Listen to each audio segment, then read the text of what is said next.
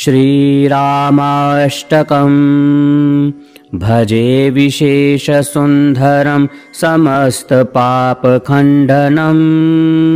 स्वभक्तचित्तरञ्जनं सदैव राममद्भयम् जटाकलापशोभितं समस्तपापनाशकं स्वभक्तभीतिभञ्जनं भजेह राममद्भयम् निजस्वरूपबोधकं कृपाकरं भवापहं समं शिवं निरञ्जनं भजेह राममद्भयम् सप्रपञ्चकल्पितं ह्यनामरूपवास्तवम् निराकृतिं निरामयं भजेह राममद्भयम् निष्प्रपञ्च निर्विकल्प निर्मलं निरामयं चिदेकरूप सन्ततं भजेह राममद्भयम् भवाब्धिपोतरूपकं हयशेषदेहकल्पितं गुणाकरं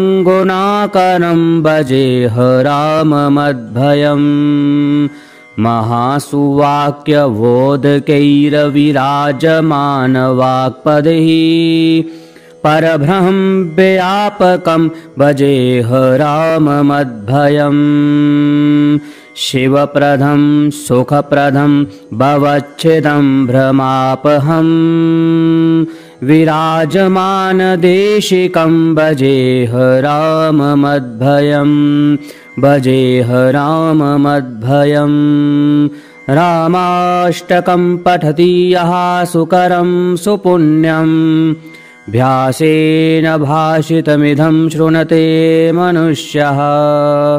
विद्यां श्रियं वपुलसौख्यमनन्तकीर्तिं सम्प्राप्य देहविलये लभते च मोक्षम् इति व्यासविरचितं रामाष्टकम् श्रीरामाष्टकम् भजे विशेषसुन्दरं समस्तपापखण्डनं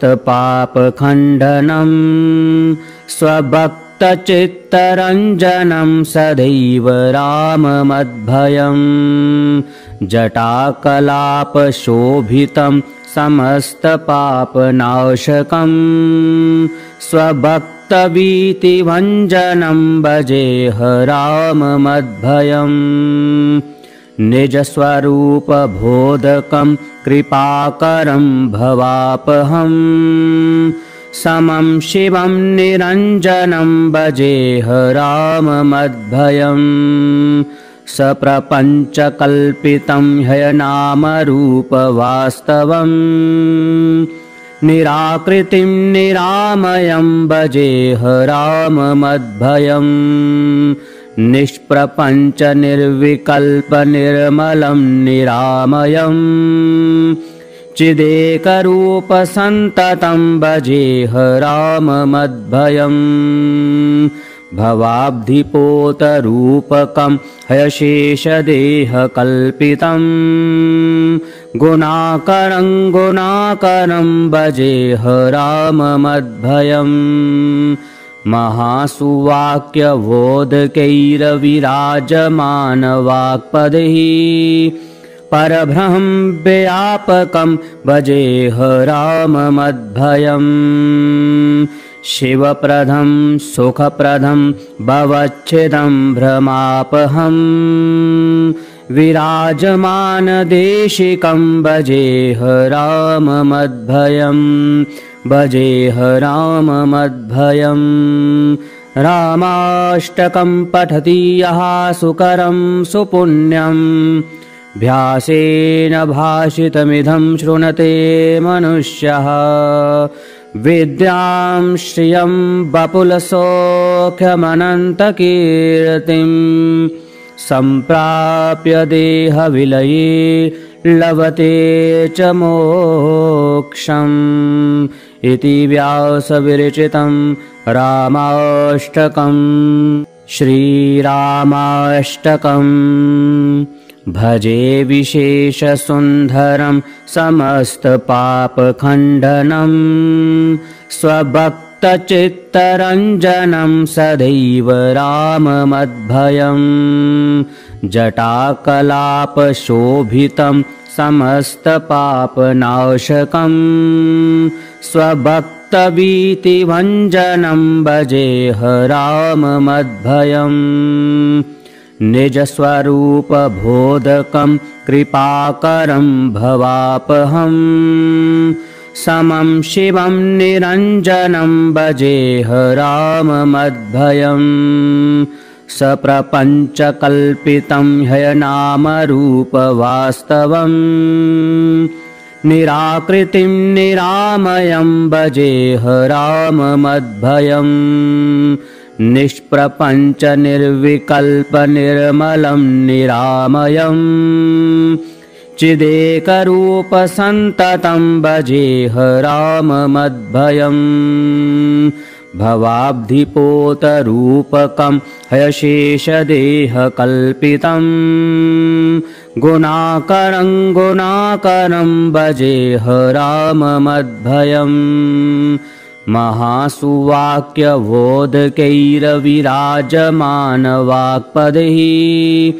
परब्रह्मव्यापकं भजेह राममद्भयम् शिवप्रदं सुखप्रदं भवच्छिदं भ्रमापहं विराजमानदेशिकं भजेह राममद्भयम् भजेह राममद्भयम् रामाष्टकं पठति यः सुकरं सुपुण्यं भ्यासेन भाषितमिदं शृणुते मनुष्यः विद्यां श्रियं वपुलसौख्यमनन्तकीर्तिं सम्प्राप्य देहविलये लभते च मोक्षम् इति व्यासविरचितं रामाष्टकम् श्रीरामाष्टकम् भजे विशेषसुन्दरं समस्तपापखण्डनं स्वभक्तचित्तरञ्जनं सदैव राममद्भयं जटाकलापशोभितं समस्तपापनाशकं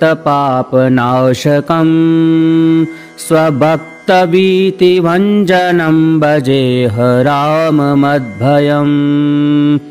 निजस्वरूपबोधकं कृपाकरं भवापहं समं शिवं निरञ्जनं भजेह राममद्भयम् सप्रपञ्चकल्पितं ह्यनामरूपवास्तवं निराकृतिं निरामयं भजेह राममद्भयम्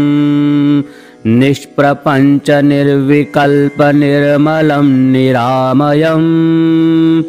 चिदेकरूप सन्ततं भजेह राममद्भयम् भवाब्धिपोतरूपकं हयशेषदेहकल्पितं गुणाकरं गुणाकरं भजेह राममद्भयम्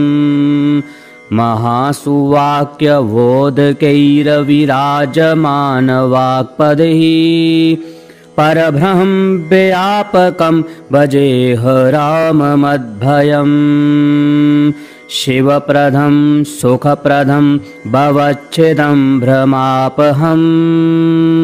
विराजमानदेशिकं भजेह राममद्भयम् भजेह राममद्भयम् रामाष्टकं पठति यः सुकरं सुपुण्यं भ्यासेन भाषितमिदं शृणुते मनुष्यः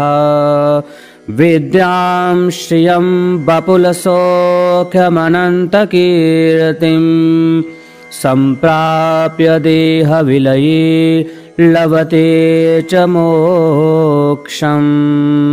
इति व्यासविरचितं रामाष्टकम् श्रीरामाष्टकम् भजे विशेषसुन्दरं समस्तपापखण्डनं स्वभक्तचित्तरञ्जनं सदैव राममद्भयं जटाकलापशोभितं समस्तपापनाशकं स्वभक्तभीतिभञ्जनं भजेह राममद्भयम् निजस्वरूपबोधकं कृपाकरं भवापहं समं शिवं निरञ्जनं भजेह राममद्भयम् सप्रपञ्चकल्पितं ह्यनामरूपवास्तवम् निराकृतिं निरामयं भजेह राममद्भयम् निष्प्रपञ्च निर्विकल्प निर्मलं निरामयं चिदेकरूप सन्ततं भजेह राममद्भयम् भवाब्धिपोतरूपकं